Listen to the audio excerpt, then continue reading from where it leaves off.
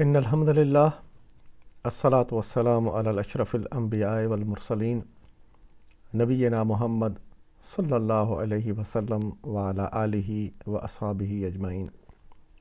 رب اشرح لی صدری ویسر لی امری واحلل عقدۃ من لسانی یفقہوا قولی۔ محترم ساتھیو، ہم نے لاسٹ جو لیکچر تھا اس میں گرامر کا پہلا حصہ پیش کیا تھا ان دوستوں کے لیے کہ جو بعد میں ہماری کلاس کے ساتھ جوائن کیے ہیں، تاکہ گرامر سے گو تھرو ہو جائیں۔ مختصر گرامر اور جو بہت اہم یعنی کہ بنیادی چیزیں ہیں وہ آپ کے سامنے رکھی ہیں۔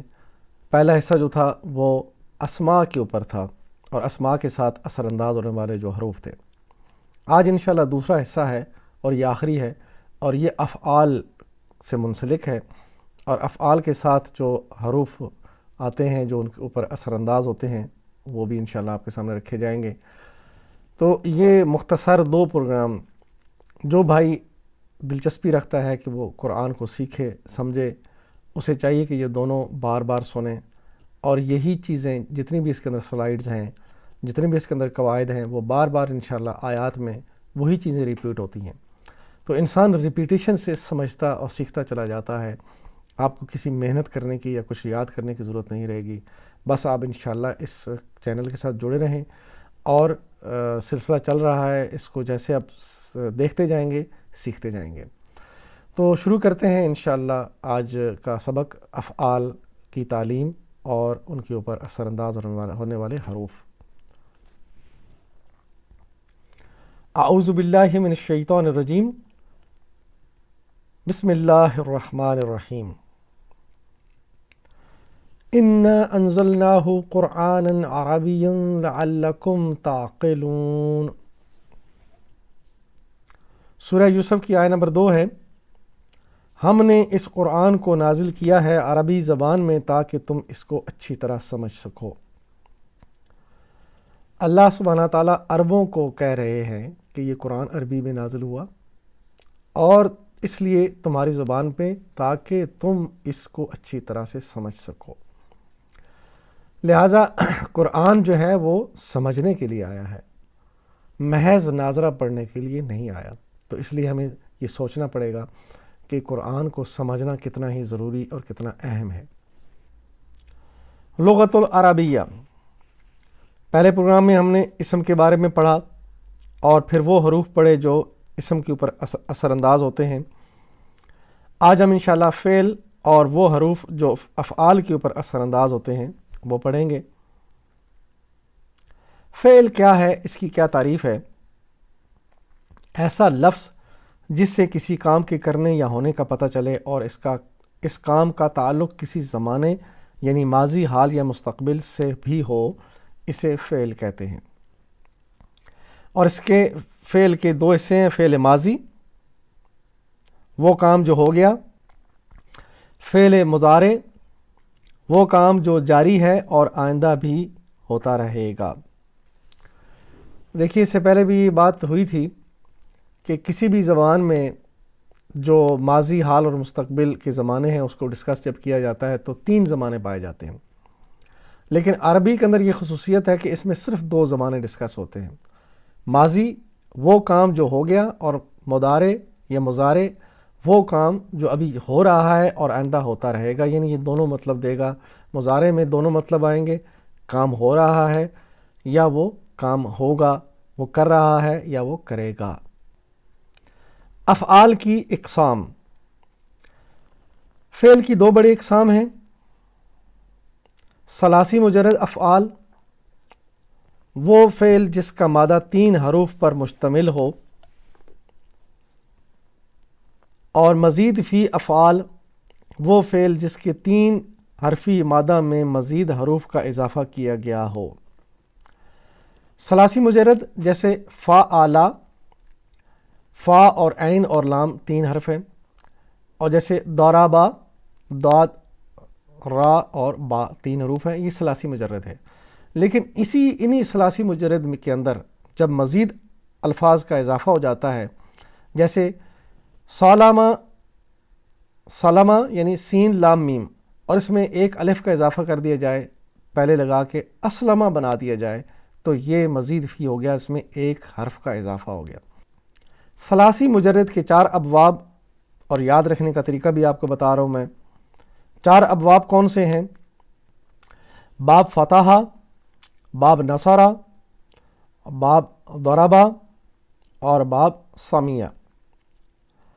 یہ 4 ابواب ہیں، اور ان میں 2 مزید بھی ہیں، لیکن یہ 4 بہت اہم ہیں جو قرآن میں بہت زیادہ استعمال ہوئے ہیں۔ ان میں دیکھیے کہ یہ باب کسے یعنی کیوں کہا گیا ہے۔ باب فتح، وہ دروازہ جس کے اندر فتح کے پیٹرن کے سارے افعال رکھے گئے، یعنی فتح کے مطابق جو بنیں گے وہ اس باب کے اندر ہیں، یعنی اس دروازے کے پیچھے ہیں۔ اسی طرح باب نصرہ، نصرہ کے پیٹرن پہ جو افعال ہیں وہ باب نصرہ کے پیچھے اس دروازے کے اندر ہیں۔ اسی طرح ضربہ اور سمیع۔ اچھا، ان کو یاد کرنے کے لیے ان کے مطلب کے مطابق کچھ فقرے بنائے گئے ہیں۔ قرآن کھولو گے، یعنی فتح اس نے کھولا، تو اللہ کی مدد آئے گی، یعنی نصرہ اس نے مدد کی، ورنہ مار پڑے گی، ضربہ یعنی اس نے مارا۔ اور یہ دیکھیں قرآن بند کر کے رکھا ہوا ہے، جس کی وجہ سے اللہ نے اس قوم کو ذلت سے دوچار کر رکھا ہے۔ یعنی وہ قوم جو اپنے زمانے میں 3 بر اعظموں کے اوپر حکومت رکھتی تھی، اور اس کا اپنا ایک نظام تھا، اور پوری دنیا مسلمانوں سے خوف رکھتی تھی، آج حالت یہ ہے کہ پوری دنیا کے نیٹو کے ممالک اکٹھے مل کر مسلمانوں کو مارتے ہیں، ایک ایک کو مارتے ہیں، اور دوسرے خاموشی سے دیکھتے ہیں۔ تو یہ وجہ کیا ہے کہ ہم ملت یا قوم نہیں رہے، فرقوں میں بٹ گئے، قوموں میں بٹ گئے۔ تو یہ قرآن کو بند رکھنے، قرآن کے ساتھ تعلق کو چھوڑ دینے سے یہ سب کچھ ہوا ہے۔ تو باب سمیع، اس کے لیے فرمایا کہ اس لیے غور سے سن لو، سمیع اس نے سنا۔ تو یہ یاد رکھیے، قرآن کھولو گے تو اللہ کی مدد آئے گی، ورنہ مار پڑے گی، اس لیے غور سے سن لو۔ اب آگے کنٹینیو کریں گے۔ ثلاثی مجرد حروف علت کے 5 افعال ناقصہ، یہ دیکھیں، وعدہ، قولا، دعا، امرا اور دلہ۔ اچھا، یہ مختلف یہ جو افعال ہیں، یہ کوئی ابواب نہیں ہے، بلکہ انہی جو بنیادی 4 باب ہیں، ان 4 ابواب کے مطابق ہی یہ بنتے ہیں ان کے افعال۔ لیکن ان کے اندر فرق کیا ہے کہ ان کے اندر ایک ایک حروف علت پایا جاتا ہے۔ حروف علت کیا ہوتے ہیں؟ وہ حروف جو بیمار کہلائے جاتے ہیں۔ عربی میں بیماری کو علت کہتے ہیں، اور بیماری میں انسان کچھ تکلیف کی وجہ سے آوازیں نکالتا ہے، جیسے او، آ، ای، ایسے جب درد محسوس ہو۔ حمزہ، واو اور یا، یہ 3 حروف جو ہیں یہ بیمار حروف کہلاتے ہیں، اور یہ جب افعال کے مادہ میں آ جائیں، مادہ سے جب فعل بنتا ہے تو پھر یہ حروف بدل کے ایک دوسرے کی جگہ لیتے ہیں، تو اس لیے یہ بیمار حروف بدلتے ہیں، اور یہ حروف علت اور افعال ناقصہ ان کو کہتے ہیں۔ اور ان کو یاد رکھنے کے لیے جو پیچھے بات چل رہی تھی کہ سن لو کہ یہ اللہ کا وعدہ ہے، وعدہ اس نے وعدہ کیا۔ اللہ نے قرآن میں فرمایا، قولا اس نے کہا، کہ اسے ہی دعا میں پکارو، دعا اس نے پکارا، اور یہ اس نے حکم دیا ہے، یعنی امرا اس نے حکم دیا، اگر ایسا نہیں کرو گے تو بھٹک جاؤ گے، ضلع وہ گمراہ ہوا۔ اچھا، یہ جو حروف علت والے فعل، ان میں دیکھیں واو جو پہلی کیٹیگری ہے، وعدہ، اس میں واو حروف علت شروع میں آیا، قولا میں الف یا حمزہ بیچ میں آیا، اور دعا میں حمزہ یا الف جو ہے نا وہ آخر میں آیا۔ تو یہ پہلے، بیچ اور آخر کی 3 مثالیں ہیں۔ اور امرا جس میں جو حمزہ سے شروع ہوتا ہے، اس کو فعل معموز کہتے ہیں۔ دلہ، دا، لام، لام، لام اس میں 2 بار استعمال ہوا ہے، اور اس کو اس فعل مضاعف بھی کہتے ہیں۔ تعلیلات، تعلیلات جو ہیں یہ حروف علت کے ساتھ ان کا تعلق ہے. یہ دیکھیں واو یا یہ دو جو حروف علت ہیں یہ بیمار حروف کہلاتے ہیں، اور ان کی بیماری کو دور کرنے کے لیے جو ایکشن کیا جاتا ہے اس کو تعلیل کہتے ہیں. اور یہ دیکھیں یہ جو ثلاثی مجرد کے جو مکمل یعنی تندرست فعل ہیں اس میں کیا ہے، یہ ثلاثی مجرد کے جو تندرست افعال ہیں وہ کون سے ہیں؟ نصرہ اور فتح. اسی طرح فعل معطل یعنی معطل افعال جو ہیں جن فعل کے مادہ میں حروف علت شامل ہوں اس فعل کو معطل یعنی بیمار فعل کہتے ہیں. جیسے قاف واو لام اس میں واو حروف علت میں سے ہے، اور اسی طرح یہ با یا اور عین یا اس میں حروف علت ہے. اچھا تعلیل کیا ہوتی ہے؟ معطل فعل یعنی بیمار فعل کی بیماری کا علاج کرنے کے لیے جو عمل کیا جاتا ہے اس کو تعلیل کہتے ہیں. اور اس کے دو طریقے ہیں، ایک طریقہ ہے مطابقت اور دوسرا تخفیف ثقل. یہ دو طریقے ہیں تعلیل کے. اچھا مطابقت کو ڈسکس کرتے ہیں. پہلے مطابقت کیا ہے کہ کسی بھی جو حروف علت یعنی فعل میں جو آ جاتے ہیں ان کے پہلے کا جو حرف ہے اس میں جو حرکت لگی ہوتی ہے اس کے مطابق یہ حروف علت بدل جاتے ہیں. یعنی حرکت میں اگر زبر آئے پہلے تو وہ بعد والا جو حروف علت ہے وہ یا واو ہو بدل کے الف ہو جائے گا. اسی طرح اگر پیش آ جائے تو پیش چاہتی ہے کہ آگے حروف علت جو ہے وہ واو میں بدل جائے، اور زیر اگر ہو پچھلے حرف پہ تو وہ حروف علت میں سے جو بھی حرف ہوگا اس کو یا میں بدلے گی. یہ دیکھیں اگر واو آ جائے حروف علت والا تو اس سے پہلے اگر زبر لگی ہو تو واو بدلے گا الف میں، اور یا آ جائے یا سے پہلے اگر زبر لگی ہے تو وہ یا بھی بدلے گا الف میں. واو کے پہلے اگر زیر لگی ہوئی ہے تو واو بدلے گا یا میں، اور اسی طرح یا کے پیچھے اگر پیش لگی ہے تو یا بدلے گا واو میں. تو اسی طرح یہ حروف بدل گئے اپنی پیچھے ہونے والی جو حرکات ہیں ان کے مطابق، تو اس کو کہتے ہیں مطابقت. اس کے بعد آگے دیکھیں یہ چارٹ تعلیل کے طریقے، دو طریقے بڑے ہیں مطابقت جس کو یہاں پہ ڈسکس کیا گیا، اور آگے ہیں دو یعنی ایک ہے لیکن آگے اس کی دو مزید اس کی قسمیں ہیں. تخفیف ثقل کہلاتا ہے، اور اس میں تخفیف ثقل میں انتقال حرکت اور اسقاط حرکت. یہ تخفیف ثقل جو ہے یہ تھوڑا سا مشکل ہے.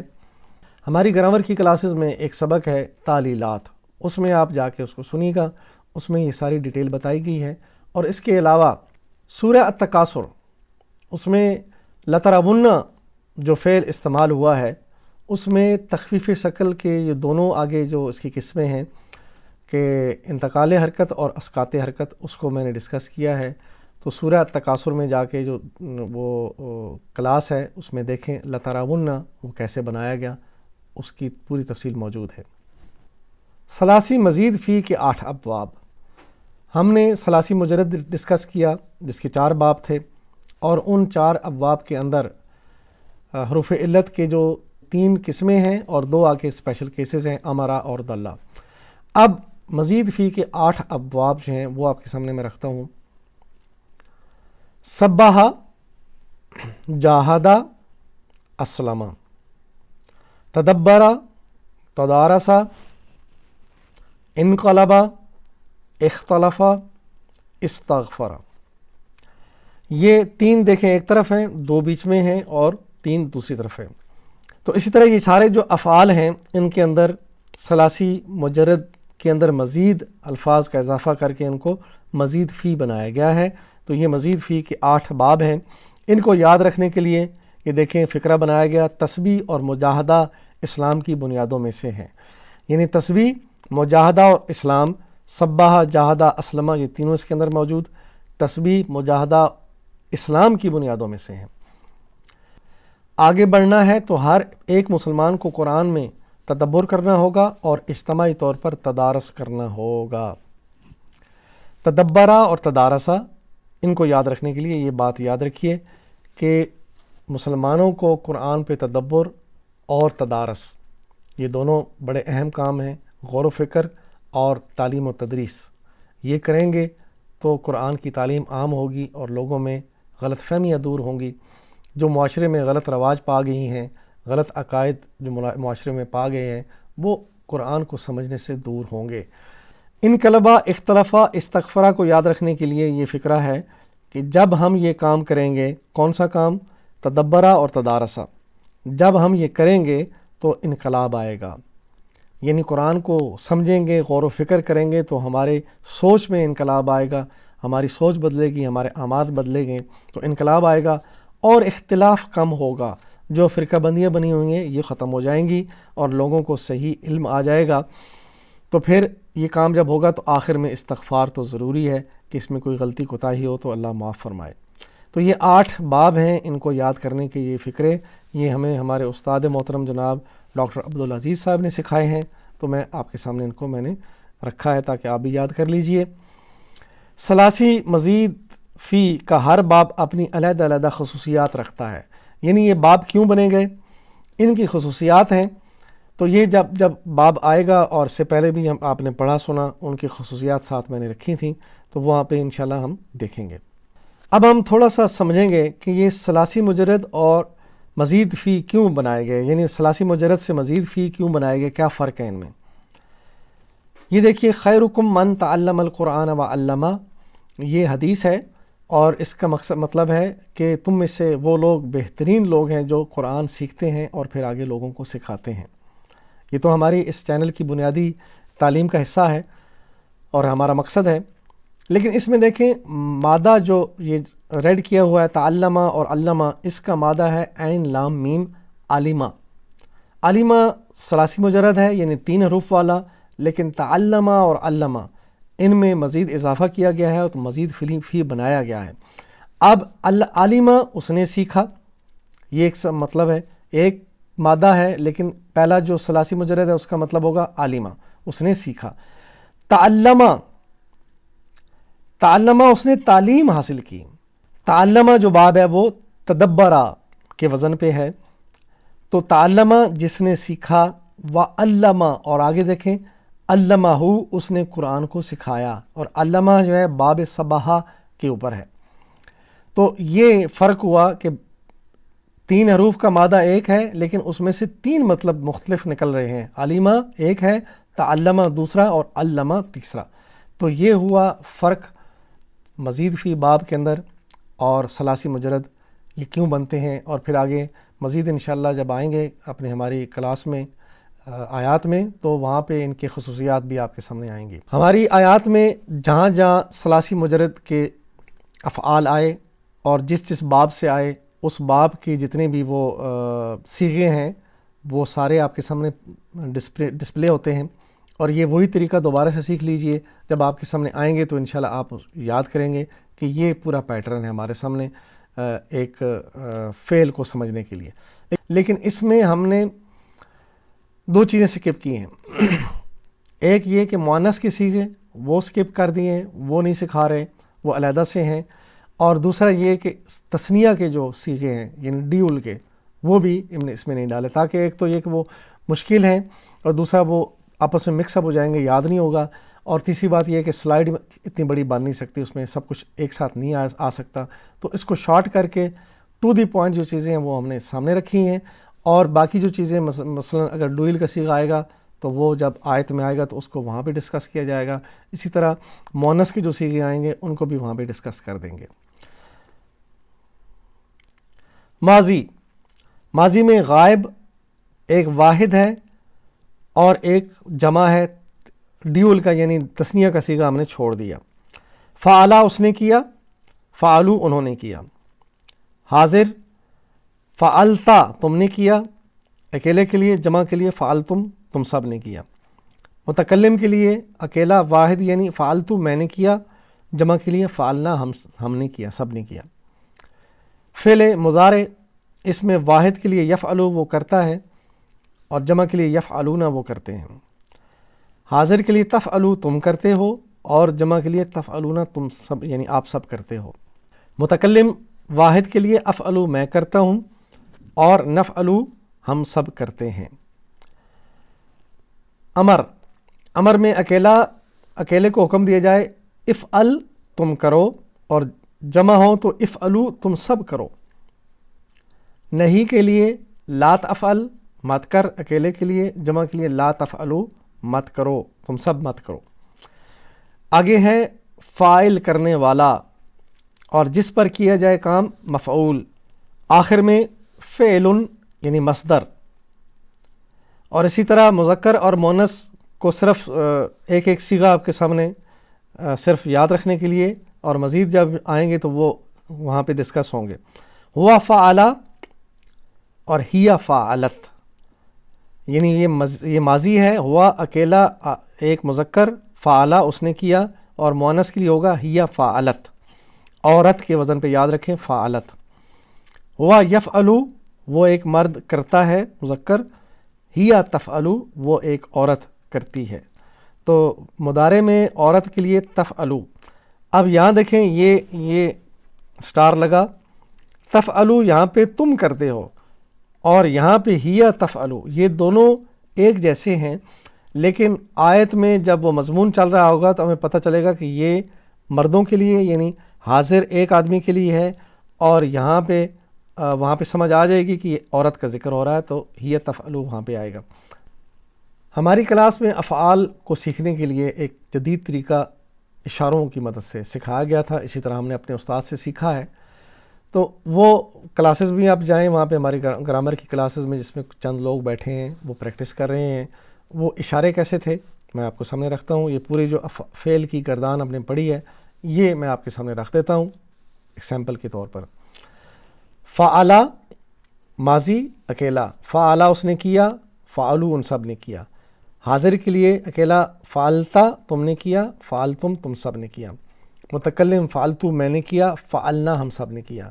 اب مضارع ہے یفعلو وہ کرتا ہے، یفعلون وہ سب کرتے ہیں۔ تفعلو تم کرتے ہو، تفعلون تم سب کرتے ہو۔ افعلو میں کرتا ہوں، نفعلو ہم سب کرتے ہیں۔